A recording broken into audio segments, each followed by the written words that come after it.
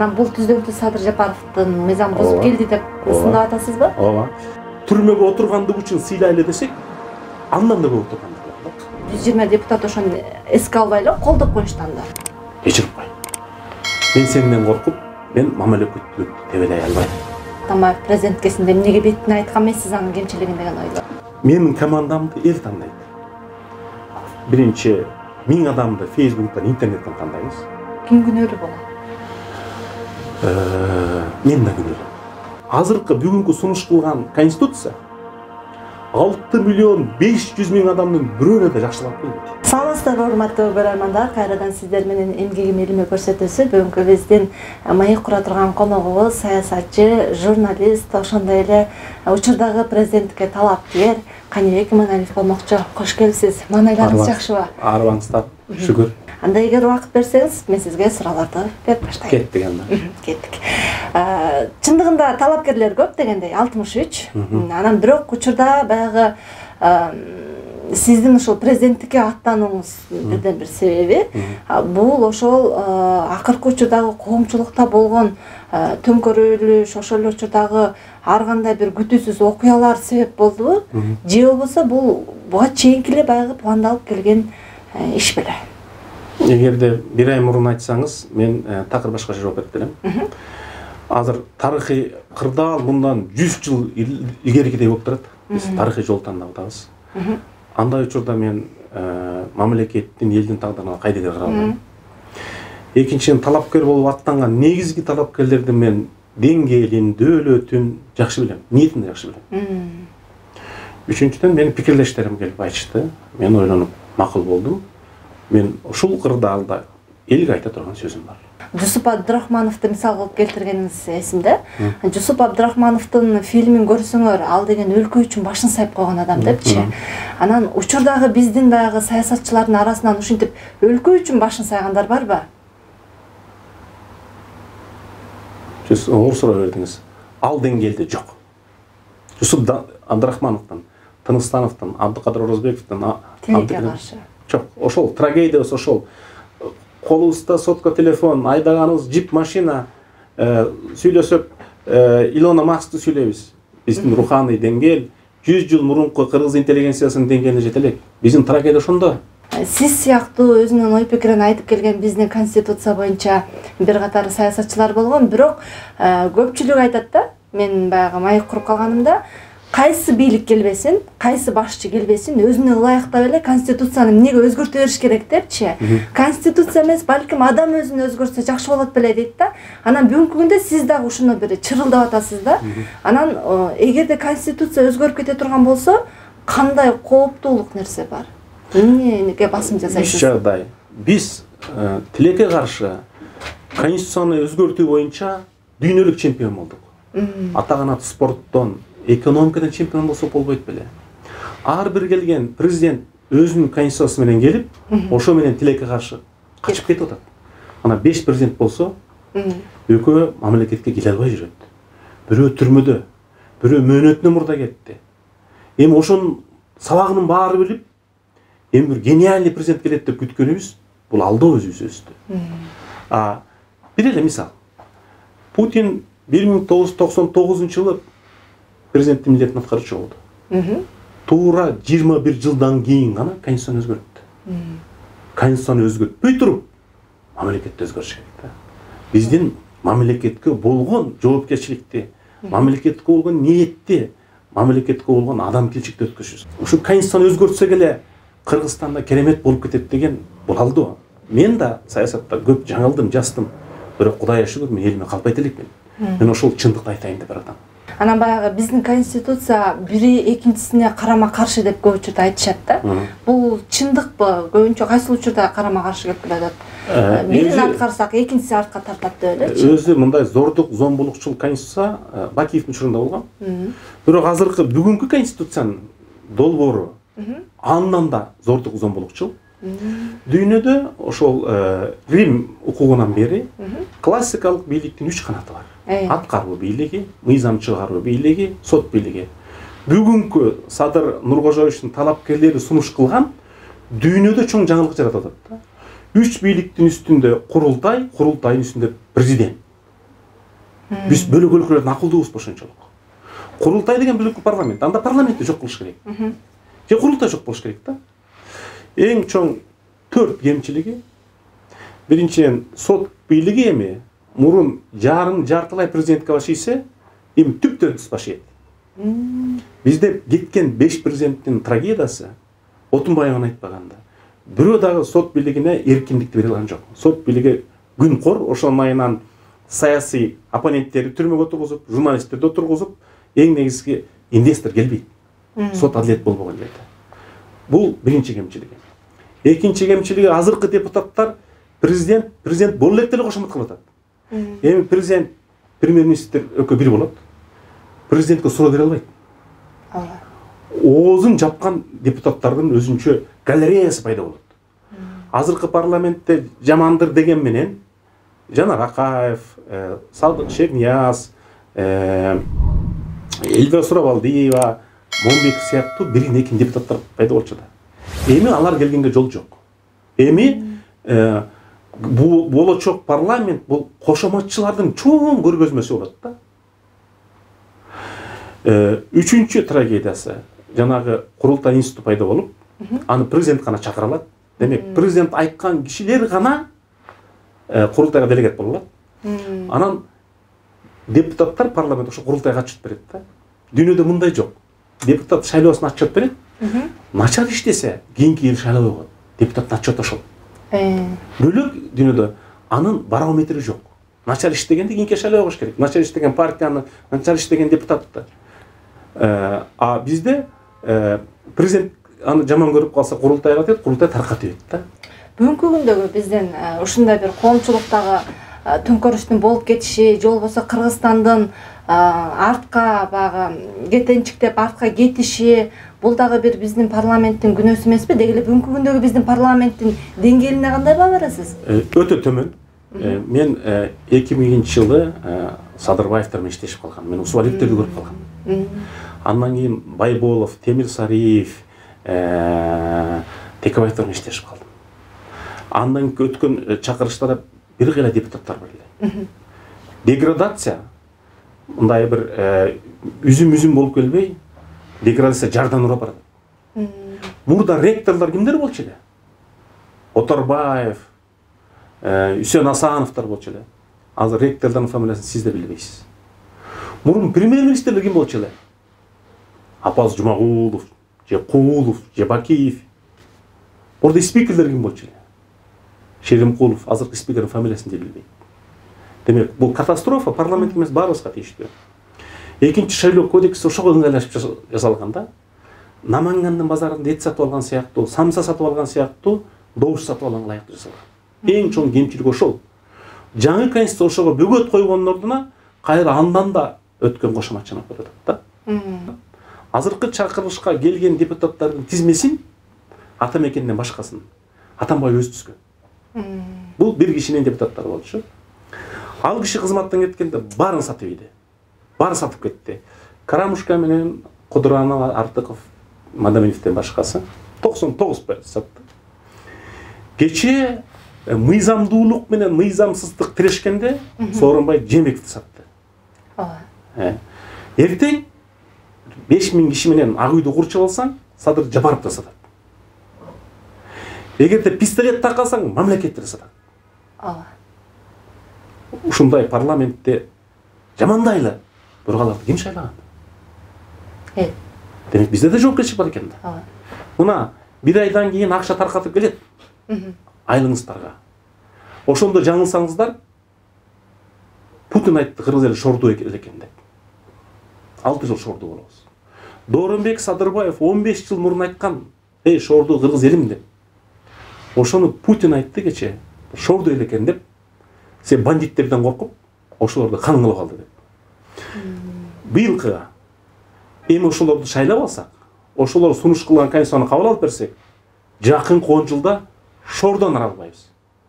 Эгерде азыр 1 миллион кыргыз дүйнөнү теңтип жүрсө, эми 6 миллион кыргыз дүйнөнү теңтейт. Бандиттер ошондо учурдагы баягы Садыр Жапаровдор тарапка тарапкерлери келип, эми аянтта таш менен урулатса ал бандитпи? Булардын келүүсүнө кайсы интеллигент катышты айтып бериңизчи. Же кайсы юрист булардын келгенин легитимдүү деп эсептеди? Кайсы эл аралык коомчулук тааныды? ООН тааныдыбы, Европалык комиссия тааныдыбы? Демек, бул бийликтин легитимдүү экени ансыз да күмөн санатып турган. Бул окуядан кийин таптакыр бул кыргыздын келечегине урулган сокко экендигин көрсөттү. Садыр Жапаровдун келиши. Ооба. Келүүнүн юридикалык жолу бүгүнкү тартуулаган конституциясы, курган командасы бир айлык иши. Анан ошол эле учурда баягы Садыр Жапаровду шайлап атканда баягы легитимдүү, легитимсиз болуп баягы кайра-кайра жогорку кеңеш чогулуп аткан маалда сиздин айткан сөзүңүз эсимде да. Мен сиздин баягы корккондук эмес же сыйлагандык эмес, болгону элдин тынчтыгы үчүн гана мен колдоп атам депчи. Өкүнгөн жоксузбу ошентип колдогонуңузга? Мен чегиндим ошондо. Мындай да, ошол кырдарды эске алып, биякта кыр чалышкан эл, колуна таш көтөргөн, бирөө пистолетин чөнтөккө каткан. Себеби мен Садыр Жапаровдун депутат кезинде деңгээлин жакшы билем. Бир прогрессивдүү реформа кыла турган законун билбейт. Бул баягы бетке айткан сөздүн зары жок. Эмне үчүн ошентип айттым? Эмне үчүн мен чегиндим? Кыргыз эли айкөлдүк кылды. Ошол эле күнү соттон акталды. Бир жолу айкөлдүк кылдыбы? Экинчи жолу парламент айкөлдүк кылды. Ошол эле күнү премьер-министр кылды. Дагы айкөлдүк кылдыбы? Үчүнчү жолу айкөлдүк кылды. 2 күндөн кийин жок. Премьерлик мага жарабайт экен. Мен президенттин милдетин аткарайын деди. Үчүнчү жолу айкөлдүк кылганда мен каршы чыктым. 4-үнчү жолу парламент айкөлдүк кылды. Досторумду ген прокурор, досторумду жогорку кеңештин төрагасы, досторумду мен каалаганда шайлап бергиле деди. Бирөөсүнө да каршы болбой шайлап берди. Мындан баштап биз артка кеттик. Кечирип кой. Мен сенден коркуп, мен мамлекеттүүлүктү тебелей албайм. Эми ушунун баарына ыраазы болбой, ойлосоңуз, бир айда мындай ийгиликке жетиш үчүн, ошон үчүн кээ бир саясатчылар 20 жыл, 30 жыл кармашып жүрөт да. Алар деле түрмөгө отуруп келген, Чотонов отуруп келген, Текабаев отуруп келген, Канат Исаев отуруп келген, бүгүн Атамбаев отурат, Кубан Кыдыров отуруп келген, Бектур Асанов отуруп келген. Түрмөгө отургандык үчүн сыйлайлы десек, андан да көп отурганда калат да. Анан мен бир жолу добуш бердим. Себеби акыйкат жеринен түрмөгө отурган. Себеби бул көргөн азапты эч ким көрбөсүн, 1-2 жылда атасынан, апасынан, баласынан ажыраган. Бизде боорукердик, боор тартуу деген бар. Ошол гумандуулук, адамгерчилик жагынан. Бирок улам артка чегине бергенде мындан ары мамлекет урайт. Дагы артка чегинсек, мамлекет урайт. Ошондуктан жок, мындан ары токтот деген сөз айта турган заман келди да. Азыр ошол жанагы бандиттик деп атпайсызбы? Анан эгерде баягы карапайым калкка караганда айланасында жүргөн балким 120 депутат жакшыраак билсе керек да анын чөйрөсүндөгү адамдардычы. Анан эмнеге ошол учурда ушуну эске алып, элге айтып, мына 120 депутат ошону эске албай эле колдоп коюшту анда? Эки жактай. Биринчи 120нын 90 бизнесмен байланышкан. Менин билишимче алардын алдыңкыларын текшерип бизнестерин жабышты. Мен билген кээ бир депутаттардын бизнесин жоготууну коркушту. Ооба. Экинчиден тышта жанагылар турду. Таш менен ура тургандар. Үчүнчүдөн үмүт кылышты да. Мейли шайлап коелучу, мүмкүн жакшы жакка алып кетер. Балким. Мен да ошондой үмүт көргөм да. Путин да айттым, 99-жылдын 27-августка Кыргызстанга келди, эме болчу. Коопсуздук кеңешинин катчысы болчу. Мен ошого катышкам. Кыргызстан ак жолтой өлкө болду ал үчүн. Бияктан кеткенден кийин бир жумадан кийин премьер-министр болду. Ага чейин Россияда темир жолдун баары токтоп, элдер темир жолду тосуп жаткан. Путин бир жылда эмес, бир айда эмес, бир жумада Россиянын келечегин көрсөтүп койду. Бир жумада премьер-министр болчу. Азыр Садыр Жапаров бир ай премьер-министр болду. Бул бир жумада жолду тосуп жаткан жумушчулар, темир жолчулар кетти. Апайысы болгон коммунисттер келип колун кармады. Ага Эльцинге каршы болуп жүргөн Жириновский мындан мыкты президентти таппайсыңар деди. Жаштар кол чаап, карылар батасын берип, аял заты мындан мыкты жетекчиге ушуну биз күтүп жаткан элек деди. Себеби адамдын жүзүн көргөндө тааныйсың да. Адамдын эгерде ушу бир айдын ичинде жок дегенде 5 демилге кылып койсо, сот реформасын өткөзүү, элди консолидация кылуу, тышкы дүйнөгө таануутуу инвестиция кылып койсо, мен өзүм барып колдоп келдим да. Мен өзүм барып колдоп ушундай азамат келди деп. Ошон үчүн Талапбек Масалдыковго жолуктум. Өтө прогрессивдүү ойлонгон саясатчы элем. Мен айттым, сиз койбойсузбу премьер-министрликке, мен кол чабылтайын десем болбой койду да. Ошондой Кыргыздын азаматтары келсе, мен өзүм талапкерлигимди алып, ошол күчкө баарыбыз бириткенге мен даярмын. Жакшы. Анан баягы Атамбаевдин кол тийбестигин алып жатканда бир нече баягы мамлекет чет элдик мамлекет башчыларды мисал кылып кол тийбестигин алыш керек, соттош керек. Эмне үчүн Кыргыздын эле ушундай инсан соттолбой калыш керек деген ой пикирди билдиргенсиз да. Анан чындыгында эми соттолуп атат дегенде учурда камакта. Бирок сиз өзүңүз дагы президенттикке аттанып атасыз. Ошол президенттердин ушундай чет жакта качып жүргөнүн, камалып калганын эске алып атасызбы? Кандай эмнеге болуп калгандары? 30 жылдагы биздин тарыхыбыз сыймыктуу да жактарыбыз бар. Манас миңди өткөздүк, Кыргызстандын 2200 жылдыгын өткөздүк, көчмөндөр оюндугун өткөздүк. Бирок биз уялчу жактары бар да. Бул ушул 5 президенттин трагедиясы. Атамбаевдин мен ал азыр абакта жаткандыктан мен кызматтан кеткен бир да президентти сындабайм. Ал жигитчилик болбойт. Атамбаев дагы 2012-2016 чейин мыкты иштеген. Инвестиция тартуу, мамлекет төлөө бекемдөө боюнча мыкты иштеген. Мыкты башыбыз керек да. Мен бир гана максатта ошо комиссияда айттым. Катардагы адам катары иликтөөдөн, соттук иликтөөдөн өтсүн. Мунун жанагы скафандрын, космостук учурда скафандр бар го. Ошосын алып коелу, катардагы адамдар суралсын деп. Бирок андан кийинки бийлик аны ашырып ийди. Кээ бир жактардан иликтөө иштери ачык айрым өткөн жок. Буякта күмөнсөнө бар да. Бул да жакшылыкка алып келбейт да. Ошол учурда айтышты да баягы. Эмне үчүн Атамбаевди азыр сындап атышат? Ошол эле Каныбек Капашевич ошол Атамбаев президент кезинде эмнеге беттине айткан эмессиз анын кемчилигин деген ойлор. 2016дан 2017 айына чейин эгерде Атамбаевга каршы эң күч 5 оппозиционер болсо парламентте, ошон бир мен болчумун. Саясаттан бир аз алыстайлы дегенде темабыз. Чарчап кеттиңиз окшойт. Жанды эле салсын. Ооба. Анан саналуу гана Манас таануучулар бар. Биз аларды мамлекеттик сыйлык менен эске алып турушубуз керек деп дагы Манас жөнүндө жакшы бир кезде козгогонсуз. Анан мына көп узабай эле бизде 14 сааттан ашык Манас айтып аянтта болбодубу? Бардыңызбы? Колдодуңузбу? Сизге жактыбы? Мен муну көптөн күткөн жагдай болчу. Ошону ишке ашырган Дөөлөт иниме, Эльнара Кулуевага, Аманболго чоң рахмат. Бар өзүм колдоомду көрсөттүм, сүйлөп да бердим. Кар жаап аткан, борошолуп атканда учурда еттим. Мен буга чейин эң узак жанына отуруп, Улан Исмаиловду уккам 9 саат.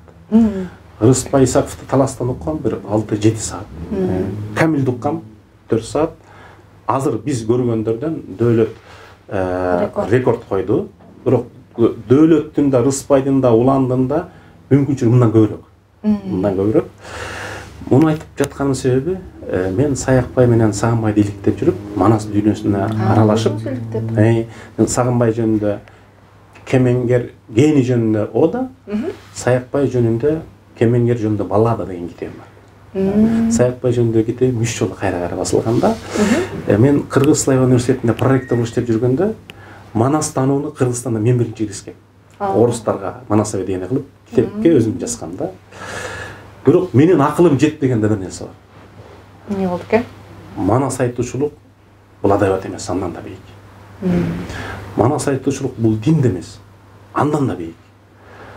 Манас айтуучулук бул илим эмес, андан да бийик. Манас айтуучулук бул дарымчылык эмес, андан да бөлөк. Өзгөчө. Аны жүрөк менен сезиш керек да. Бул болсо, мен ошондо иликтеп айткам. Бизде минтип жазып калган энциклопедияда Саякбай Каралаев 3 күн 3 түн Манас айткан деп. Аны уккан Ыбырай Абдрахман жазып калган. Мен Саякбай Каралаевди иликтеп жүрүп бир материалды таптым. Мен өмүрүмдө эң чоң рахат алганым Солтон Сарыда жүрүп Манас айттым, 21 күн Манас айттым. 21 күн. 21 күндө орточо эсеп менен 3,5 миллион сөз айтылыптыр. Илим институттарынын аныктаасы боюнча адамдын эси 70 миң эле маалыматты эске тутулат. Жаңы маалымат келгенде эскини унутат. Файл сыяктуу. Генийлер 90 миң. 3,5 миллион сөзді білген Саякбай ким анда? Генийдің генийі. Бұл естік тұма жағыра. Екінші, өзі дүйнөдө ең көп ырдай алған бұл опера ырчылары да. Плачидо, Паваротилер 7 саат тынбай ырдай алат, эмеси записи жок. Саякбай атабыз 21 күн тынбай ырдаганда бұл демек искусстводан да ийип болот. Жакшы. Үчүнчүсү, музыка дейин десеңиз, музыкада 7 эле нота бар. До, ре, ми, фа, сол, ля, си. Окумуштуу мамлекеттик сыйлыктын лауреаты Виноградов айтып атат. Саякбайда 28 звучание бар. Демек, бүгүн Саякбайды түшүндүрүп берип алууга музыка элемин күчү жетишсиз. Чындыгында баягы эл алдындагы инсандарды, ошол эле учурда баягы таанымалдарды, өзгөчө бийликтегилерди, карапайым калк баягы жокчулук маалында булар билбейт да, булар сезбейт да биздин жашообузду деп айтып калышат да. Анан ошондон улам баягы сизге суроо заткым келип атат. Кандай үй бүлөдө чоңойгонсуз? Ошол чүй менин айылымдан башталат. Бизден ары айыл жок. Ошондой керемет айыл бала келсе жомоктобой болот. Токойдун четиндегилер тоокко женчеп койсо 40 кол келип жечи. Кайыңда деген айыл. Андан ары көбөйрөөк жайлоосу, сол жагы Алмата, оң жагы Чолпон Ата да. Мен 4-чү класстан баштап совхоздун жумушун иштегем. Бизде 3 ай каникул деген болгон эмес. Себеби атабыз мугалим, мектептин директору болуп, жайында чарбага жардам бериш үчүн чөпкө, картошкага чыгатчы да. Жакшы жери 7-чи, 8-чи, 9-чу класста баарыбыз чогултуп алып, Алматага, Ташкентке, Киевке, Москвага алып барчы.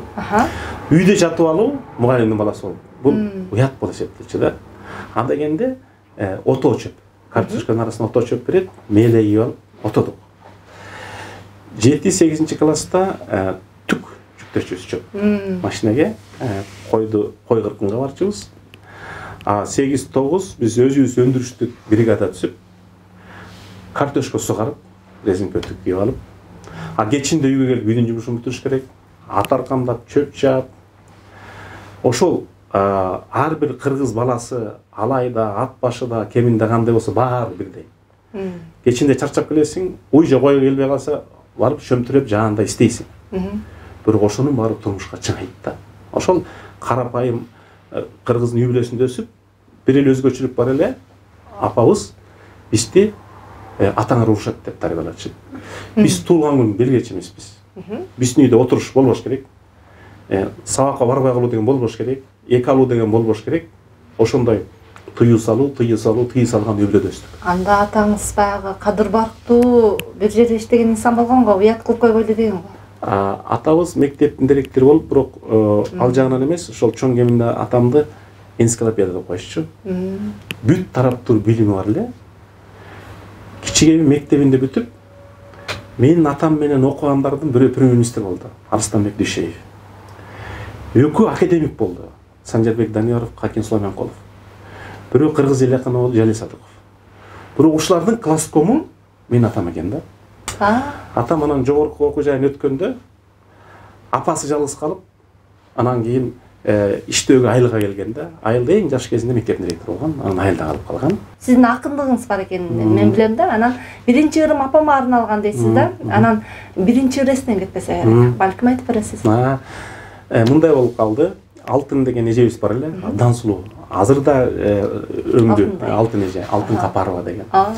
Анан кийин биринчи, экинчи класста баарыбыз ошо эжеге жагалы деп Сыргак, Каныбек классташым, Шекербек, Кубан, Нурмат жарышып окуйт элек. Жадыбалды жаттап келет элек. Кеп билим болуп эмес, эжеге жагыш керек болчу да. Сулуу, мээримдүү эжебиз. Анан мен ырдаганды билчү эмес элем. Анан 8 мартка баарына ыр жаттатып, анан эже мен үн созгонго жокмун десем, кантип анда сен апаңа майрамга арнай албайсың? Анда ыр жазып кел, атаң ыр жазат да деди. Анан түрмөнө отуруп, кымбаттуу апа, 8 мартта куттуктайбыз. Биз кубанасыз сиз. Куттуу болсун 8 мартыңыз, арта берсин ардак асыл наркыңыз деп ыр жазып. Эртеси күнү бүт мектепте окуп берип, анан ошо чакан мектепте акын болуп аталып калып, Анан Кыргызстан пенинен ырын чыгып, ошентип мен ыр жазганыма эжейим менен апам себеп болуп, анан ошол журналистке кетип калдым да. Болбосо мен космонавт болом деп элечү элем өзүм. Жакшы. Журналисттик жакка кайта турган болсок, баягы биздин бийликте дагы бир учурда мындай журналисттерге болгон кысымдар, сөз эркиндигине болгон кысымдар күчөп кетпедиби? Ал тургай журналисттерди камап койгон учурлар болду. Анан ошол бийликте отурганыңызда сиз ошол кесиптештериңиздин ушундай бир оор акыбалга туш болгон кезинде кандай колдоо көрсөттүңүз? Ошол жактарыпты бир талаштыңызбы тарабын? Ошол мен датасынан бери айтып бере алам. Мен 1996-жылдын июнь айында мен жетекчи болдум, пресс-службанын жетекчиси болдум. 99 ноябрда кеттим. Бир да журналистке иш козголуп камалган эмес. Мага чейин эки окуя болгон, Замира Сыдыкова жана Рысбек Өмүрзаков. Рысбек Өмүрзаков өзү билет, аны алып чыкканга жардам бергенбиз. Мен жардамчыма айтам, эскертип койсоңуз, мен сизге алып келип көрсөтөм. Тарых катары сактап койдум. 97-жылы Аскар Акаев ошону биринчи жолу айтып атам. Конституция өзгөртүү киргизген. Парламент басма сөз каражаттарын эркиндигин чектей алганга, мыйзам кабыл алууга укугу жок деп конституцияны өзгөртүү киргизгенбиз. Ошол менин запискам негизинде болгон. Мен запискамды менин жардамчым эртең сизге алып келип берет. Мүмкүн ошол журналисттерге бир жакшы. Анан парламентте 2-3 жолу ошолго чек койгон учурлар болду. Мен парламентте 2015-те чыгып сүйлөдүм. Атамбаев менен каршы багытта келген ошол болчу. Азыр болсо жанагы өкмөттүк эмес уюмдарга да мыйзам алып келишпедиби? Бакыт Райымкулов демилгечи болуп, ошого да мен каршы болдум. Ал жөпчөнөкөй эле. Мындай да сиз ырдап атып музыканы бузуп койсоңуз, ал үчүн сизди эч ким соттой албайт да. Сөз да ошондой. Ошон үчүн кыргыз айтат, жаңылбас жак болбойт. Эгерде кимдир бирөө атайын багытта бирөөнү эле көбөлөп шыбай берсе, ал басма сөз эркиндиги эмес, ал адамгерчиликтен кеткен. Аны сот менен, кесип менен, кайым айтыш менен жеңе албайсың. Анан мындан 2 жыл мурун баягы Кыргызстандын бюджети 40 жыл согуш болгон Афганистанга тетип болуп калды деп айткан сиз да. Андан бери 2 жыл өттү, учурда кабылгандай болуп калды. Сиздин көз карашыңызда. Биз 2005-2007 Орта Азияда бизде ички дүң продукция көп өлкөлөрдөн алдыда болчу да. 2011ден бери 9 жыл өттү. Ички дүң продукция киши башына 1260-1300 көтөрүлдүк. Ошол учурда Казакстан 4 эсе көтөрүлдү, Грузия 12 эсе көтөрүлдү. 7 жыл согушкан Тажикстан ошол 7 жыл согушуп, 7 миллиард доллар зыян тартып, 60 миңдей азаматын ажырап, ошолор бизден ашып кетти. Азыр Тажикстандын экспорту Ленинабад областынын экспорту Кыргызстан менен барабар болуп калды. Контроль албаган. Карасаңыз кайсы деңгээлге түшүп калдык. Бул пандемияга чейин эле да. Пандемияга чейин бизде ар бир 4-чү киши жакыр болчу.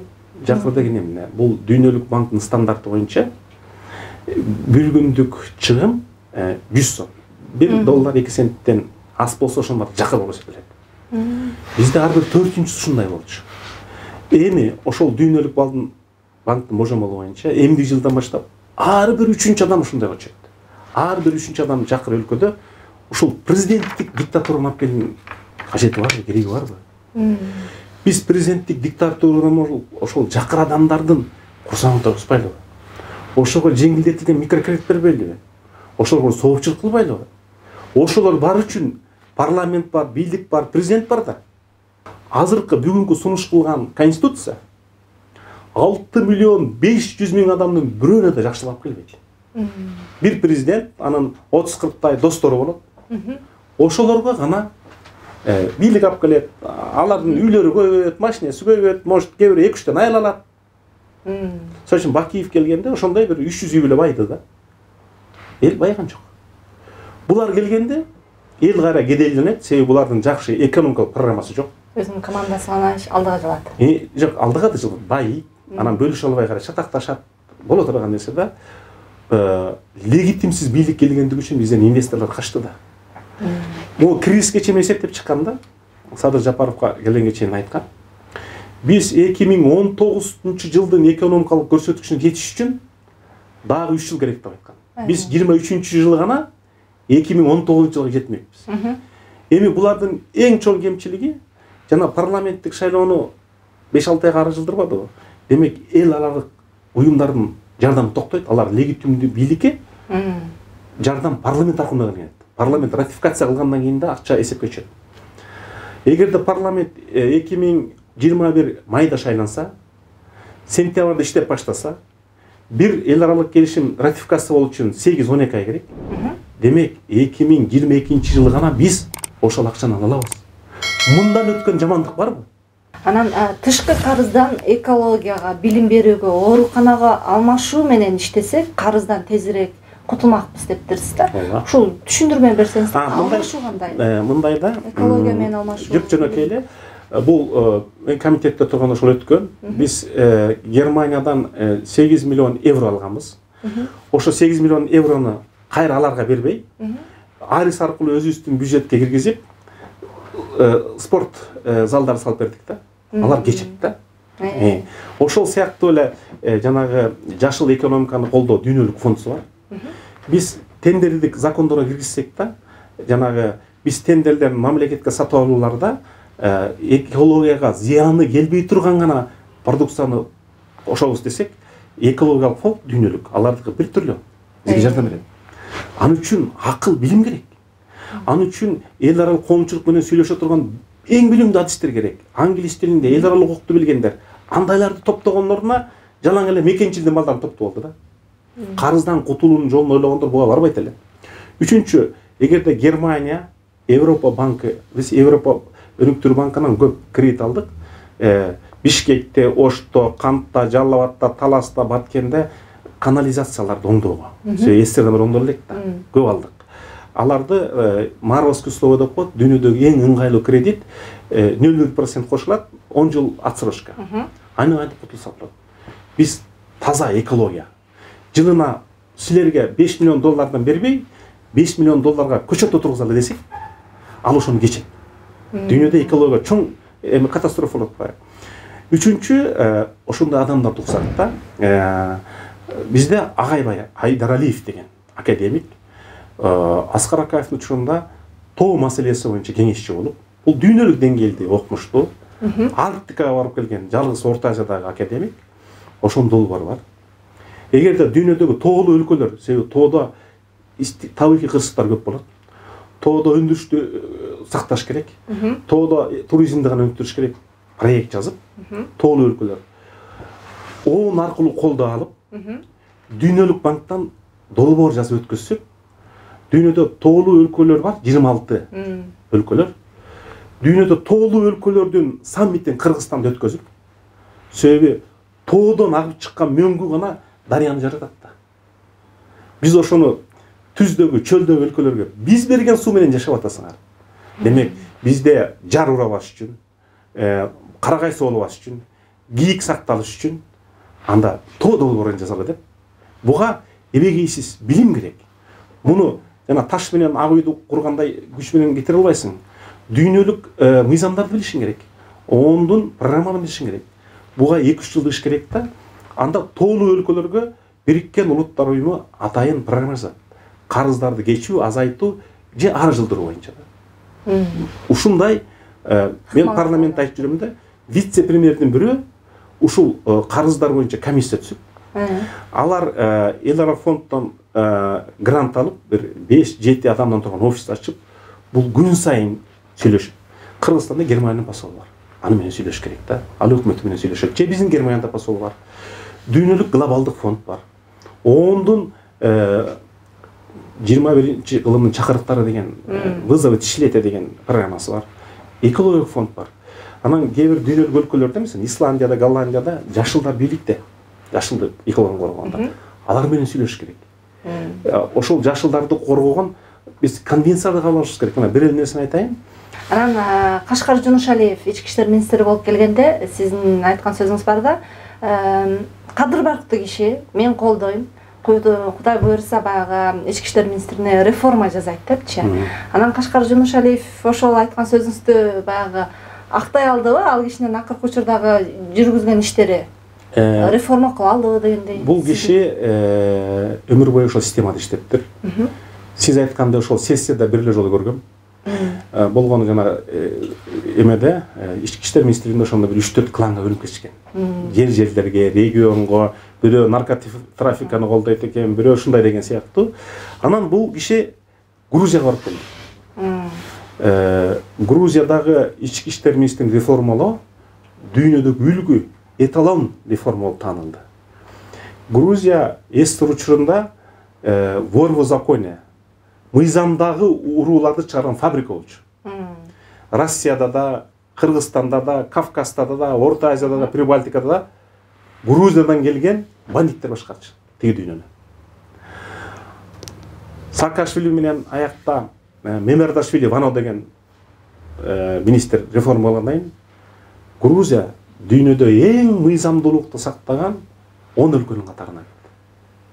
Ойлосоңуз, мурун мыйзамдуулукту сактаган артта калган 120 өлкөдө турса, ошону эске алгандан айткансыз да. Тилекке каршы Кашкар Юнус Шариф азыр өтө оор күндөр башынан өткөрүп жатса керек. Мен ага таба кылбайм, бирок аны 42 бийлик оппозициядан өч алыш үчүн пайдаланып кетти го деп ойлоп атам да. Элге кайтып келип айта турган сөзү бар чыгар деп ойлойм. Анан депутаттарды тарасын деп эле баардыгы эле коомчулук айткан. Бирок депутаттар тарамак тургай да узак мөөнөткө олтура турган болушту да. Эмне максатта олтурушат да? 3 максатта. Жана майлуу орун бир күн 1 саат ашык болсо да отуруп алайын деп атышат. Экинчи, азыркы бийликке ушундай жасакөр парламент керек болуп атат. Үчүнчү, көбүрү бул бийликке кызмат өтөп, же наам алгысы келип атат, же кызмат алгысы келип атат, же мурунку мыйзам бузган иштерин жаап алайын деп атат. Төртүсү жөн эле ушу менен душман болайын деп атат. Мыйзамды бузуп келгендер туруктуулукту кантип орнотсун деп айттыңыз да? Ооба. Анан бул түздөн-түз Садыр Жапаровдун мыйзам бузуп келди деп сындап атасызбы? Ооба. 4 жагдайда. Биринчиден, мен билгенде бул дүйнөлүк юридикалык тажрыйбада биринчи жолу иштеп аткан конституцияны токтотуп 2 статьясын парламентте жылдырып атат да. Ошон үчүн конституцияны мыйзам менен токтотууга мүмкүнбү? Мүмкүн эмес. Ошол сыяктуу эле да. Президенттин указын райондун акими токтото алабы? Токтото албайт. Ошол сыяктуу эле 6 миллион эл кабыл алган, 3 жолу парламенттен өткөн, 10 тааныган конституцияны 79 депутат келди токтотуп салды. А мен айтып атам, анда 70-чи статья жанагы президентке байланыштуу да. Ошону токтотуп турбайлыбы? Президент жок эле, парламент жашай берет. Азыр президент жок, жашап атпайсызбы? Ооба. 3 күн турбадыбы президент жок? Жок, 3 ай эми туралы. Тим эле жыргайбыз. Чыныгы парламентаризм болот. АКС указдарды аткарбайт. Сот эч ким взятка бербейт. Бандиттер указаны күтпөйт. Молдоклар да жок. Анан жаңы президент келгенде элди консолидация кыла турган прогрессивдүү көз караштагы реформалык дөөлөтү бар адам шайлап албайлы. 3 ай тандаганга кенен убакыт да. Кенен убакыт. Экинчи, ошол мыйзам Конституцияда так көрсөтүлгөн 114 статья. Укуктук нормативдик актылар деген. Бул мыйзам кабыл алуунун эрежеси. Ошого ылайык ар бир мыйзам жок дегенде 1 ай коомчулук талкуулаш керек. Бул эмне үчүн? Биз айтабыз, бийликтин булагы эл. Анда элдин дөөнү алды. Ал 1 ай эмес, 1 мүнөт турган жок сайтта. Экинчи нарушение бар. Үчүнчү бузуу. Ал конституциялык мыйзам биринчи окуу менен экинчи окуунун, экинчи окуу менен үчүнчү окуунун айырмасы 2 айдан болуш керек. Бул дүйнөлүк практикада эмне үчүн? Азыр эле коркутуп таш менен тез кабыл алып бер деп жана перевороттор болуп кетпеш үчүн тез ушундай созуп койгонда. Себеби 6 ай бойду ак үйдө таш менен курчап тура албайсың да. Алардын ачуусу таркайт. Бул үчүнчү конституциянын бузуу. Төртүнчү, борбордук шайлоо комиссиясы жөнүндө конституциялык мыйзам бар. Шайлоо бузулса, аны президент да, жогорку кеңеш да, өкмөт да чечпейт. Жазылган. Борбордук шайлоо комиссиясы 60 күн ичинде кайра шайлоону өткөзөт. 20 декабрда. Аны бузууга эч ким акысы жок. Бул жанагы машинаның механизми сыяктуу да. Бузулду. Бузулуп, анан элди минтип алдап атышат да. Пандемия болуп, 47 өлкөдө шайлоо арыжылыптыр деп. Ал анда 4-октябрда негизги шайлоо арыжылса болмок да. Футболдун биринчи тайм бүттү да. 45 мүнөт болобу. Экинчи тайм булар майга жылыспайды да. Жосунсуз жоруктарды баштады.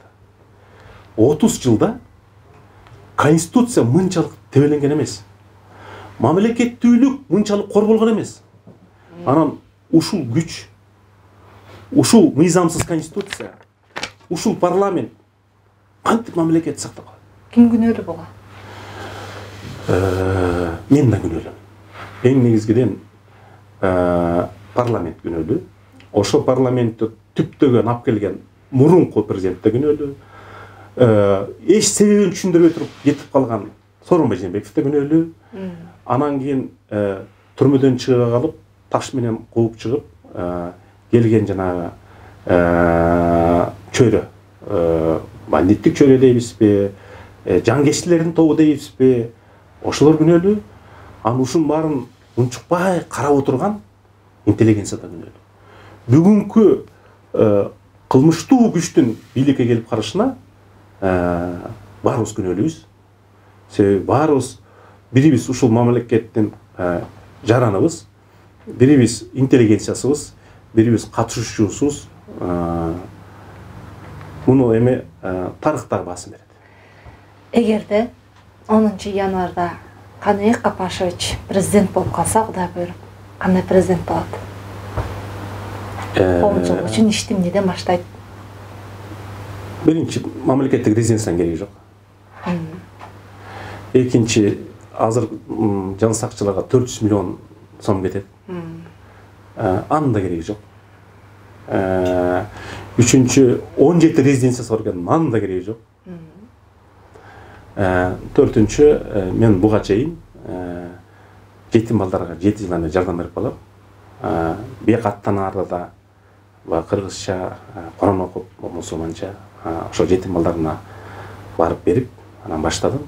Биринчи ошолорго барам.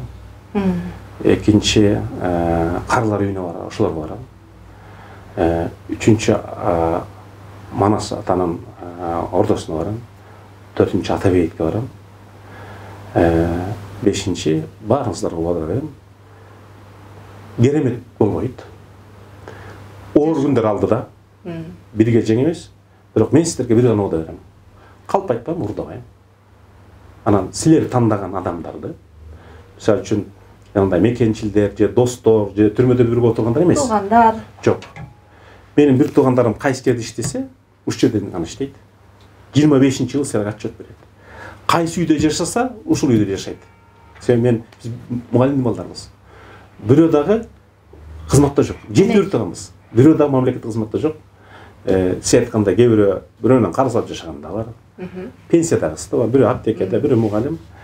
Анан кийин менин командамды эл тандайт. Биринчи, 1000 адамды Facebook'тан, интернеттен тандайбыз. Экинчи, тест менен атайын көз канат эмес, тест менен тандалайт. Анан үчүнчү, кадыр бартуу комиссия түзүлөт. Бирөө да саясатта жок. Бурун мамлекетте иштеп кеткен, түз жүргөн инсандар бар да. Абдыган Эркебаев түз жүргөн инсанбы? Кулов түз жүргөн инсанбы?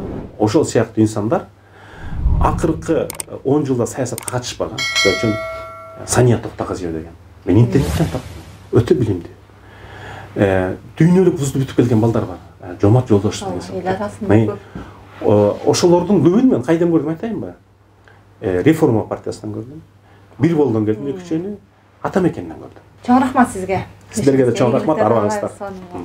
Бүгүнкү маегибиз ушуну менен соңуна келип жетти. Кайрадан амандашканча саламатта туруңуздар.